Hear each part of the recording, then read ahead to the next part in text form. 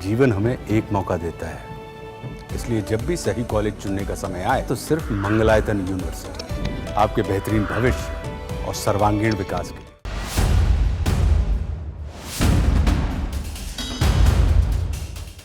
UP के प्रयागराज में प्रशासन ने शहर के कई इलाकों में बुलडोजर एक्शन किया था, जिसके खिलाफ मुस्लिम पक्ष ने भी खूब आवाज उठाई थी। इस पर अब योगी सरकार को सुप्रीम कोर्ट ने खूब सुनाया भी है।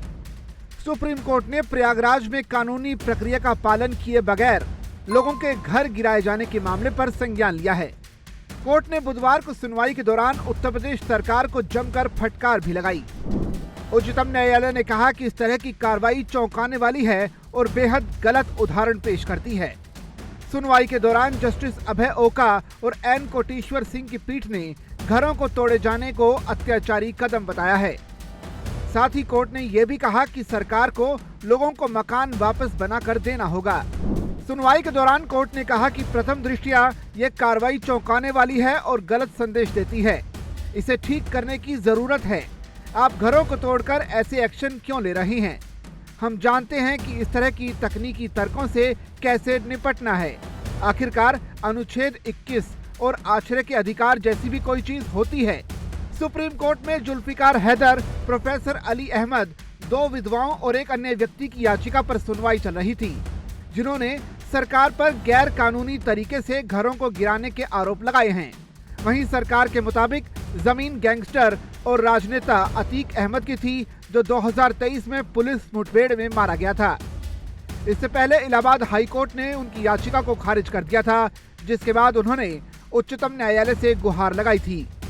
याचिकाकर्ताओं ने कहा कि उन्हें मार्च 2021 में शनिवार रात को नोटिस दिया गया और रविवार को घर तोड़ दिए गए।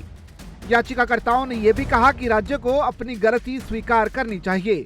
वहीं सरकार की तरफ से पक्ष रखते हुए अटॉर्नी जनरल आर वेंकट रमणी ने कहा कि लोगों को नोटिस का जवाब देने के लिए उचित समय दिया गया था। हालांकि जस्टिस ओका इससे असहमत दिखे। जस्टिस ओका ने कहा कि नोटिस इस तरह क्यों चिपकाया गया, कुरियर से क्यों नहीं भेजा गया। कोई भी इस तरह का नोटिस देगा और तोड़फोड़ करेगा, ये एक खराब उदाहरण है।